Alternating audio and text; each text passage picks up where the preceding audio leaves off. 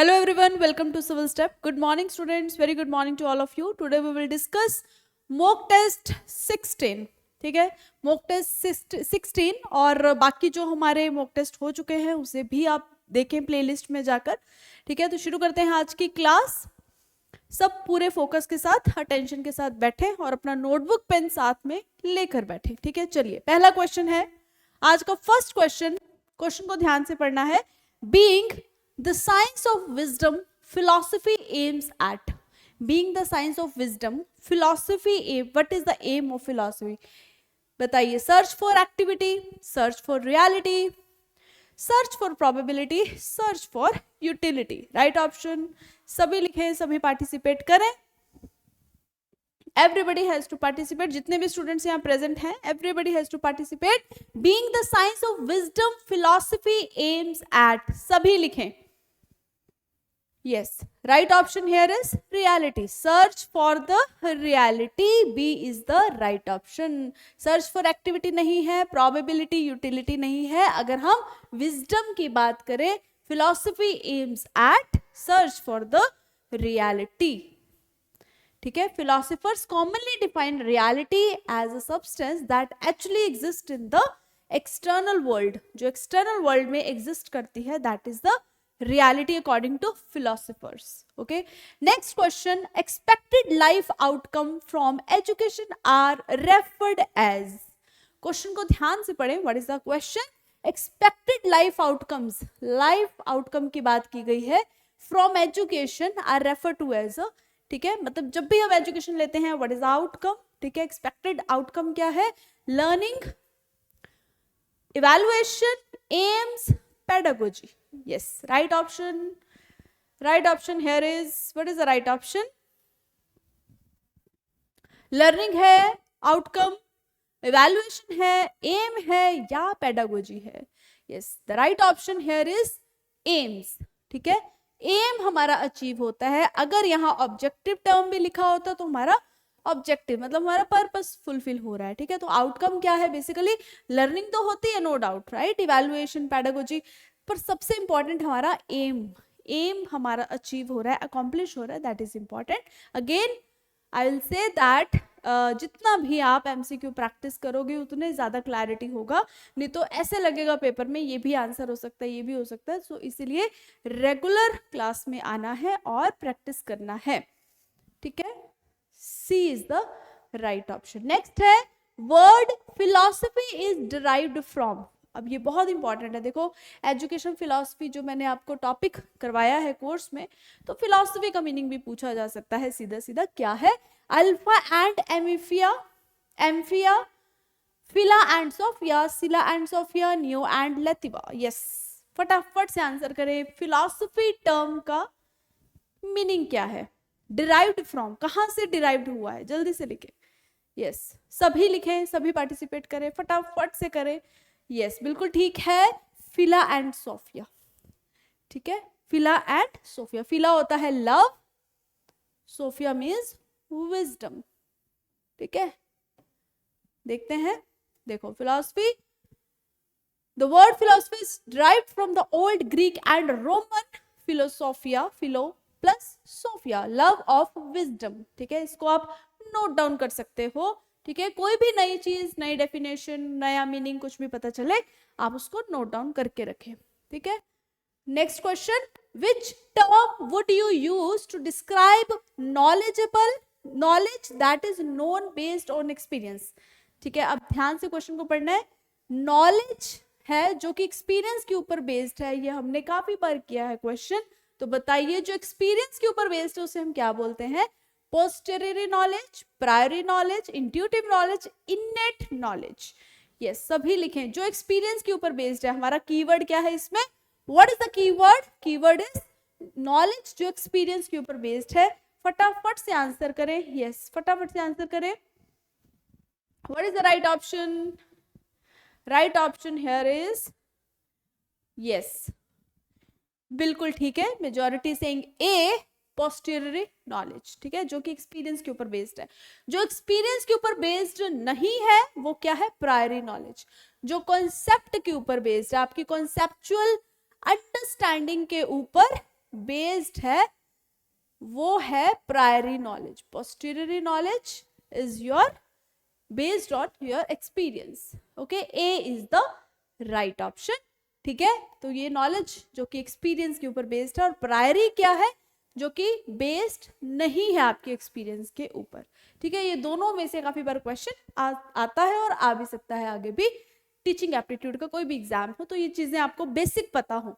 Next है, which of the following is an example of an posteriori preposition.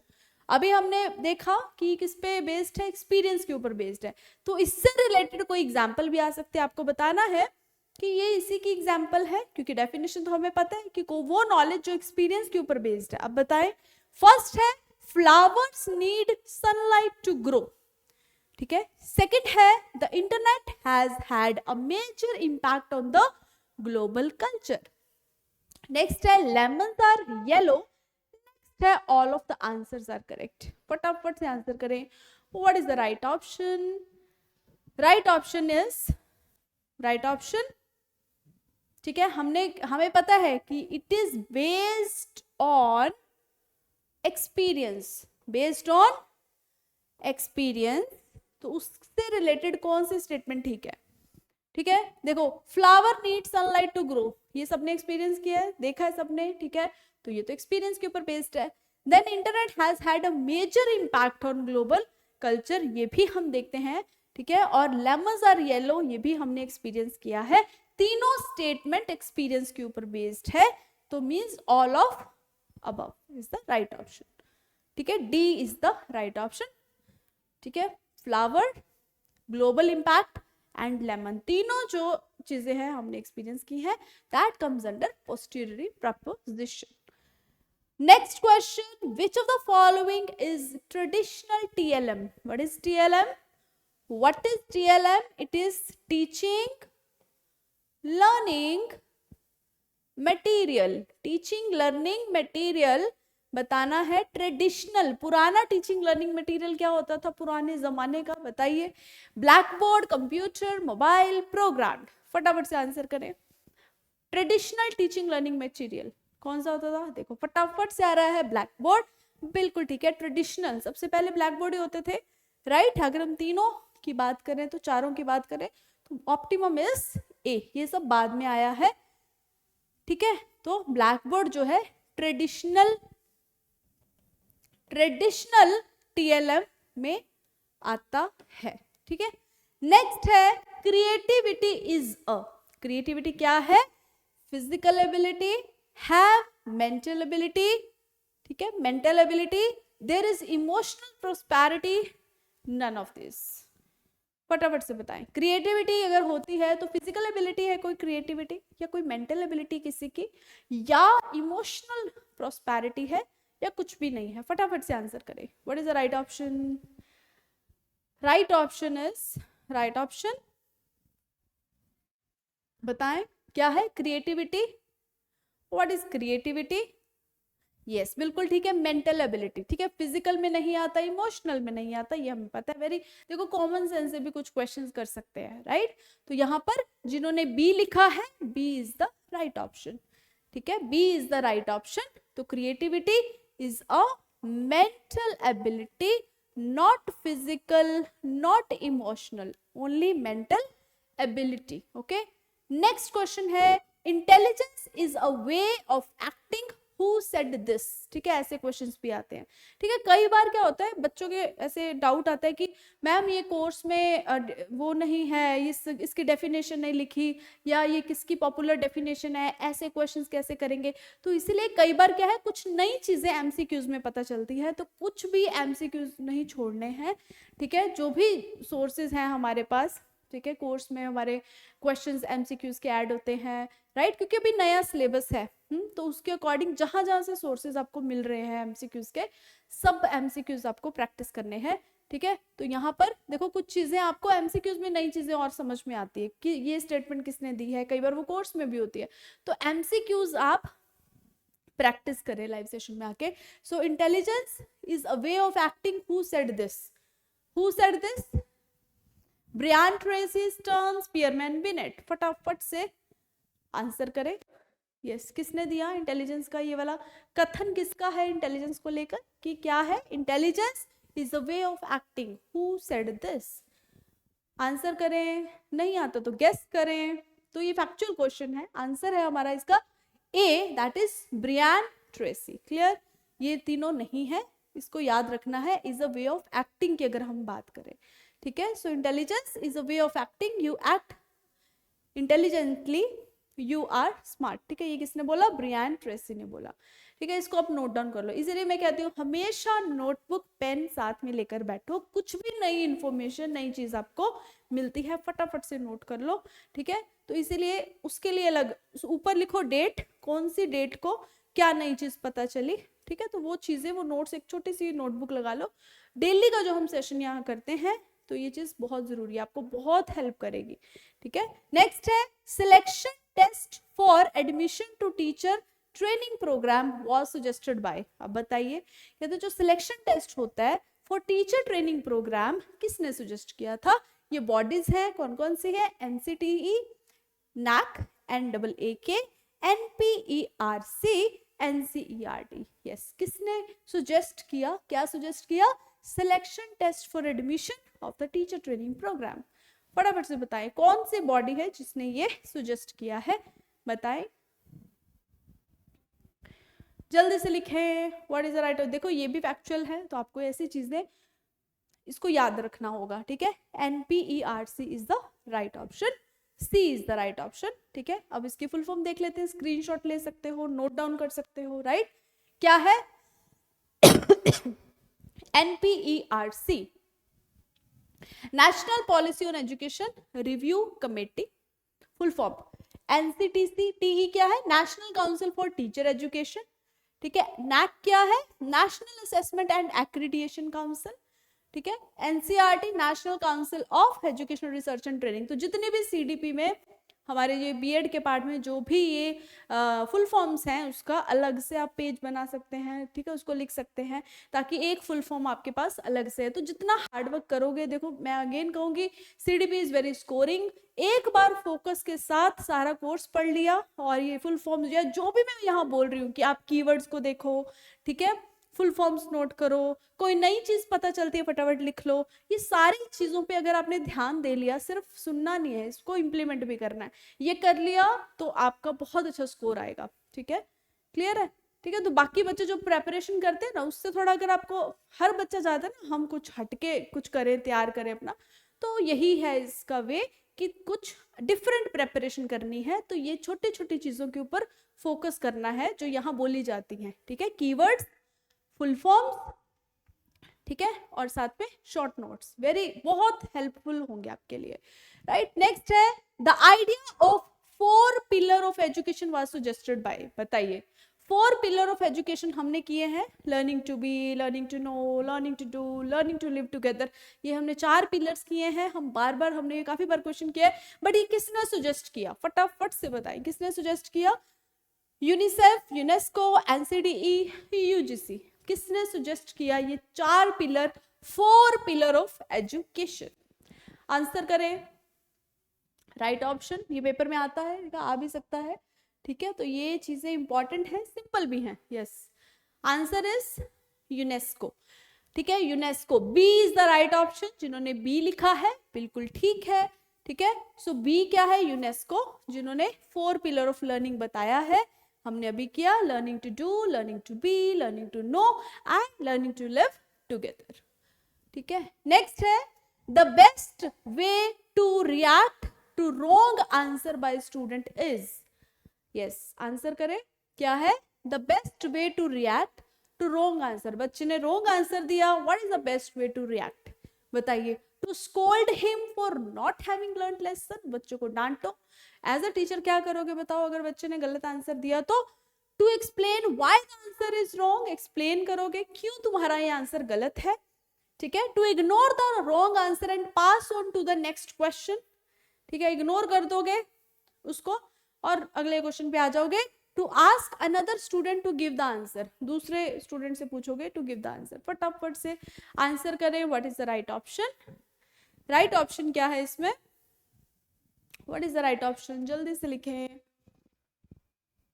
Right option is the best way to react to the wrong answer by the student is the right option here. Right option is yes, बिल्कुल ठीक है. To explain why. देखो to scold this is negative. Okay. जिन्होंने B लिखा है बिल्कुल ठीक है. देखो और आपको देख रहे हैं कि कौन सी पॉजिटिव स्टेटमेंट है. राइट. इग्नोर करना, to ask another student, no, this is also wrong way. So what is the right way कि उसको एक्सप्लेन करना कि तुम्हारा ये आंसर गलत क्यों है.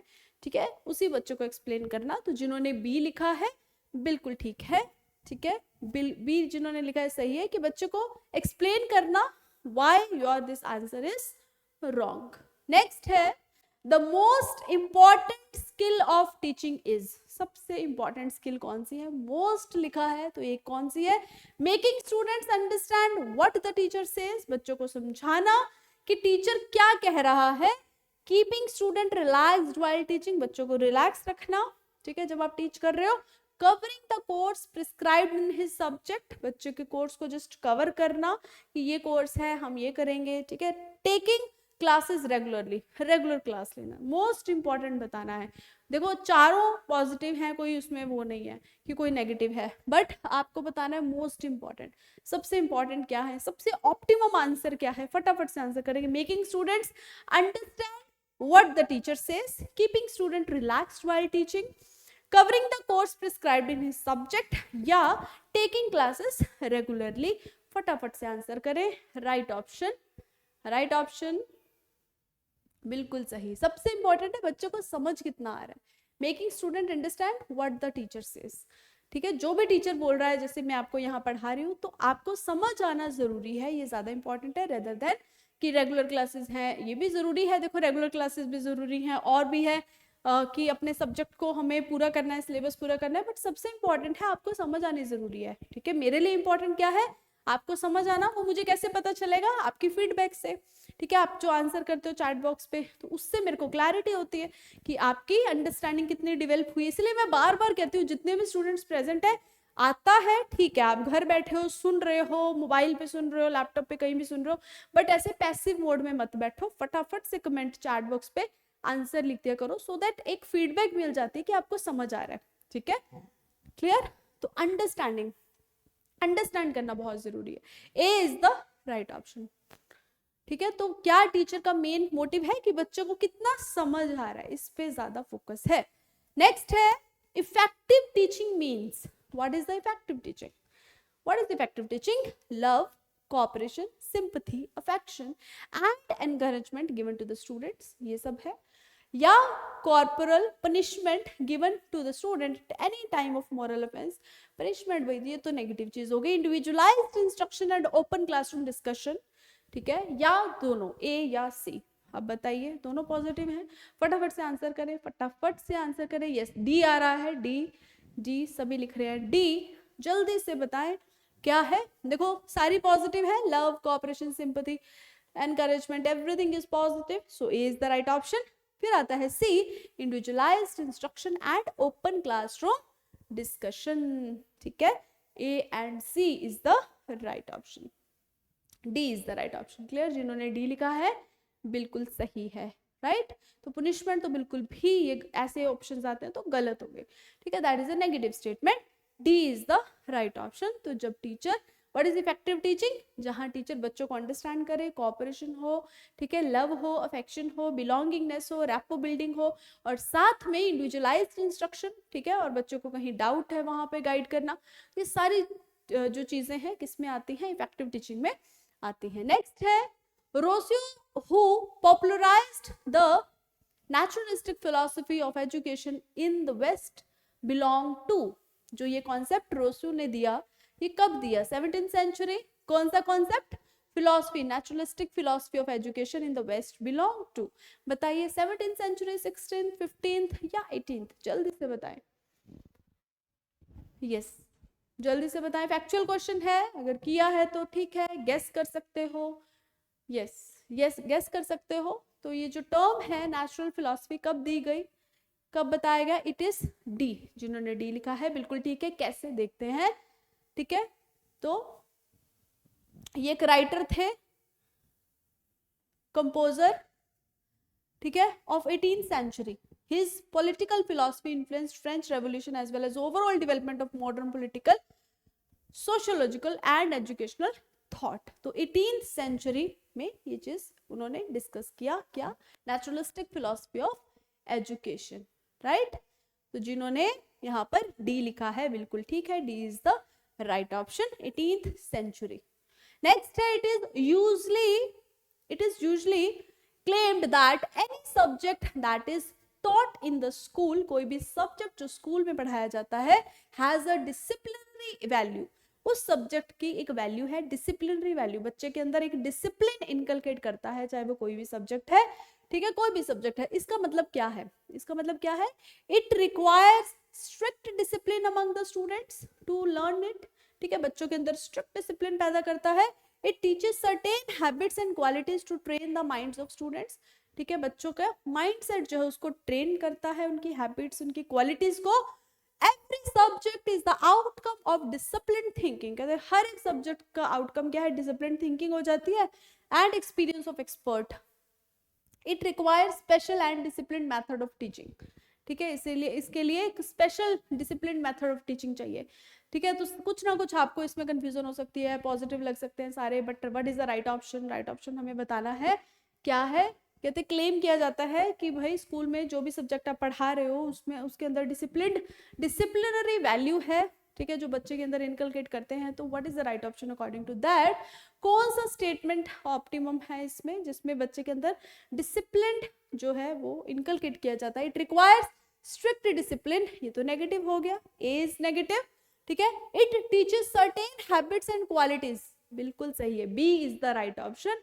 कि बच्चे के अंदर ये इनकलकेट करना, टीच करना, उनकी हैबिट, क्वालिटी को, माइंड को ट्रेनिंग देना, यही करते हैं ना स्कूल में. What is teaching, what is learning, modification of behaviour. Teaching आप करते हो जब, तो क्या करना, उनके माइंडसेट को ट्रेंड करना. जब माइंड पे काम हो गया तो ऑटोमेटिकली उनके डिसिप्लिन इम्पोज नहीं करना पड़ेगा बच्चे के ऊपर. ठीक है, एवरी सब्जेक्ट, इससे भी ऑप्टिमम बी है. ठीक है, and it require special discipline method की जरूरत नहीं है. बच्चे के माइंडसेट को ट्रेन करना, उनकी हैबिट्स, उनकी क्वालिटीज को. ठीक है, वो कैसे करना है, वो भी एक आर्ट है, वो भी एक टीचिंग की आर्ट है, स्किल है, राइट. तो बी राइट ऑप्शन है. बी क्या है कि बच्चे के अंदर डिसिप्लिन क्रिएट करना. आप अपने सब्जेक्ट के साथ सब्जेक्ट को रियल लाइफ से कैसे रिलेट करते हो ताकि बच्चा समझ पाए, इंटरेस्ट उसमें आ पाए वो सब्जेक्ट के प्रति, और उसके अंदर अपने आप ये डिसिप्लिनरी वैल्यू आ जाए. नेक्स्ट है, इन इंडिया एजुकेशन मीन्स, बताइए इंडिया में एजुकेशन का मतलब क्या है. Yes, the assimilation of tradition in language, respectful behaviour to elders and teachers, customs, all are important. What is the right option. Right option क्या है, in India education means the assimilation of tradition in language, respectful behaviour to elders and teachers. देखो सारी चीजें positive हैं, right. Assimilation of tradition language में, ठीक है, और रिस्पेक्टफुल टू एल्डर्स, कस्टम, सारी चीजें इंपॉर्टेंट है. All of above, all are important. जिन्होंने डी लिखा है बिल्कुल ठीक है, D is the right option here. ठीक है, D is the right option. तो बहुत जरूरी है कस्टम्स, वैल्यूज, ये सारी चीजें बच्चों में इनकलकेट करना. नेक्स्ट है, a professional standard setting body developed according to NEP, National Education Policy 2020 के according a professional standard setting body कौन सी है. PSSB, NPST, GEC, NCERT. जल्दी से लिखें, क्या है बताइए. A professional standard setting body developed according to NEP 2020. Right option guess कर सकते हैं. ठीक है, ये चीजें बस ये है कि आपको फुल फॉर्म्स पता हो. ठीक है, और जितनी प्रैक्टिस करोगे उतना समझ आ जाएगा, राइट. तो प्रोफेशनल स्टैंडर्ड सेटिंग बॉडी कौन सी है हमारे पास, NPST. ठीक है, देख लेते हैं. B is the right option. जिन्होंने बी लिखा है ठीक है, बी या गेस भी किया है तो ठीक है. ठीक है, बट अभी देख लेते हैं फुल फॉर्म क्या है. NPST क्या है, national professional standard for teachers, right. फिर उसके बाद PSSB, public service superannuation board. GEC क्या है, general education council. And NCERT हम सबको पता है, national council for educational research and training, you can take the screenshot, you can note it down. तो जब नई नई फुल फॉर्म्स आ रही हैं उसको आप लिख लो, ठीक है, तो बहुत हेल्पफुल होंगी। मैंने अगेन कहा, एक चार्ट पेपर पे, एक छोटे से पेपर पे आप अपना, ठीक है, या छोटी सी नोटबुक लगा लो जिसमें आप फुल फॉर्म सारी लिखो। एक पे फुल फॉर्म हो गई, 2 पेजेस पे खत्म हो जाएंगी। फिर कुछ ऐसे कीवर्ड्स हैं वो लिखो। तो इस तरह के स्मार्टली आप अपनी प्रेपरेशन करो सीडीपी की, तो आपकी प्रेपरेशन और मार्क्स, प्रेपरेशन भी अच्छे होंगे, मार्क्स भी अच्छे आएंगे, स्कोर अच्छा कर लोगे, ठीक है। और जो थ्योरीज हैं वो बहुत इंपॉर्टेंट है, सारी थ्योरीज को एक बार सुनो, पढ़ो, उसके शॉर्ट नोट्स बनाओ, राइट। नेक्स्ट है, according to NEP 2020 each teacher will be expected to participate in at least dash of CDP opportunities every year. देखो ये क्वेश्चन आने की बहुत संभावना है। क्या है क्वेश्चन? अकॉर्डिंग टू एनईपी 2020 हर एक टीचर से ये एक्सपेक्ट किया जाता है टू पार्टिसिपेट इन एटलीस्ट, कितने घंटे पार्टिसिपेट करना चाहिए सीडीपी अपॉर्चुनिटीज एवरी ईयर, ठीक है। मतलब सीडीपी अपॉर्चुनिटी क्या है? टीचिंग के मेथड क्या है, टीचिंग की स्ट्रैटेजीज क्या है, टीचिंग की स्किल को कैसे बढ़ाना है, टीचिंग आर्ट क्या है, ये सारी चीज़ों के लिए ना वर्कशॉप्स चलती रहती है साल भर स्कूल में, ठीक है। तो सभी टीचर्स को ऑनलाइन अटेंड करनी पड़ती है, चाहे वो टीचर्स हो चाहे वो प्रिंसिपल हो, ठीक है। तो उनको सबको अटेंड करनी होती है। तो बताइए एटलीस्ट कितने घंटे करनी है पूरे साल में, ऐसे क्वेश्चन पेपर में। ये लेटेस्ट है, देखो अभी टेक्नोलॉजी आई है, ठीक है, सारा टेक्नोलॉजिकल सारी चीजें हैं, तो डेफिनेटली ये चीजें काफी पूछी जाती है पेपर में। What is the right option? 50 hours. जिन्होंने सी लिखा है बिल्कुल ठीक है, 50 घंटे पूरे साल में पूरे करने हैं आपको, चाहे वो कोई भी आप दिन में 2 लगाओ, ये जो भी शेड्यूल वो स्कूल में आता रहता है कि आज ये ऑनलाइन सेशन है, कंपलसरी है सब टीचर्स के लिए, क्योंकि इससे आपका रिकॉर्ड तैयार होता रहता है। और 50 आवर्स पूरे साल के होने चाहिए कंप्लीट। सीडीपी क्या है? चाइल्ड डेवलपमेंट पेडागोजी, मतलब टीचिंग स्ट्रैटेजीज को कैसे अप्लाई करना है, इससे रिलेटेड बहुत सारे एक्सपर्ट्स हैं जो 1-1 घंटे के सेशन देते हैं ऑनलाइन। तो वो सब टीचर्स के लिए, स्टाफ के लिए कंपलसरी होता है स्कूल में, ठीक है। तो 50 घंटे, C is the right option. जिन्होंने सी लिखा है बिल्कुल ठीक है। As per the recommendation of NEP 2020 every teacher and head teacher also, जो प्रिंसिपल है वो भी अटेंड करता है, ठीक है। तो सबका रिकॉर्ड प्रिपेयर होता है, is expected to participate in at least 50 hours of continuous professional development CDP. It is CPD, sorry, it's not CDP, it's CPD. CPD is continuous professional development. आपके प्रोफेशन को किस तरह से, इसकी भी फुल फॉर्म लिखो। It's not CDP, it's CPD. CPD क्या है? कॉन्टिन्यूस प्रोफेशनल डेवलपमेंट, जिसमें आप अपने प्रोफेशन को कैसे और अच्छे से ग्रूम कर सकते हो। बातें, चीजें वही है कि आपको कैसे अपनी टीचिंग स्ट्रैटेजी, टीचिंग स्किल्स, ये सारी इंप्रूव करनी है। 1 घंटे का सेशन, अलग अलग जगह से कोई एक्सपर्ट्स होते हैं वो आपको सेशन देते हैं ऑनलाइन, गूगल मीट पे या कहीं किसी और ऑनलाइन प्लेटफॉर्म पे। ये opportunity every year for their own professional development driven by their own interest, ठीक है। बहुत सारी वर्कशॉप्स की लिस्ट होती है, आपको चूज करना होता है एज अ टीचर कि भाई मुझे किस पे कमांड हासिल करनी है। साइंस का टीचर अपने टॉपिक को चूज करेगा, ठीक है, मैथ्स का अपने अकॉर्डिंग। तो बहुत सारे ऑप्शंस दिए जाते हैं आपको, ठीक है, क्योंकि हर एक सब्जेक्ट की अलग अलग डिमांड है, कौन सी टीचिंग स्ट्रैटेजी यूज करनी है, राइट। तो CPD that is continuous professional development. Next है, which of the following is objective of virtual labs. देखो वर्चुअल लैब, ये भी देखो ऐसे क्वेश्चन पेपर में आने की संभावना पूरी है। Which of the following is objective of virtual lab according to NEP 2020? बताइए ऑब्जेक्टिव क्या है वर्चुअल लैब का? इक्वल एक्सेस है ना, सबको इक्वल एक्सेस मिलेगा। Hands on experiment based learning experience, quality practical, ठीक है, और ऑल ऑफ अबव। फटाफट से बताएं, सभी पॉजिटिव हैं? सभी पॉजिटिव है ना। ऑब्जेक्टिव क्या है वर्चुअल लैब का? सभी लिखें, सभी पार्टिसिपेट करें। एवरीबॉडी सेइंग डी, फटाफट से डी आ रहा है, बिल्कुल ठीक है। सभी पॉजिटिव है, इक्वल एक्सेस मिलेगा सबको, एक जैसा हैंड्स ऑन एक्सपेरिमेंट है और क्वालिटी प्रैक्टिकल है। क्लियर? क्योंकि लैब्स की बात हो रही है यहाँ पर, वर्चुअल लैब्स, राइट। तो all of above, D is the right option here, ठीक है। To accomplish goal, NEP 2020 has emphasized on creating virtual labs so that all the students have equal access to quality practical and hands-on experiment based learning experiences, ठीक है।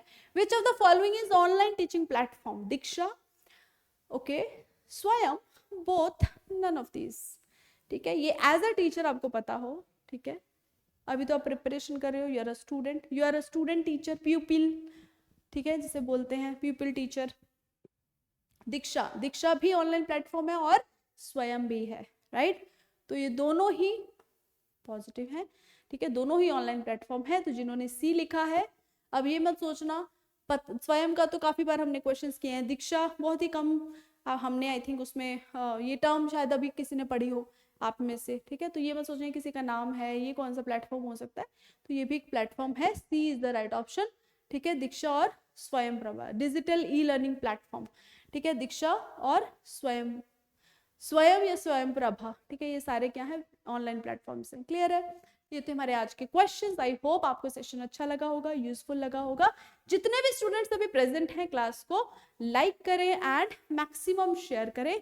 मिलते हैं next session में नए MCQs के साथ। Till then goodbye, have a nice day.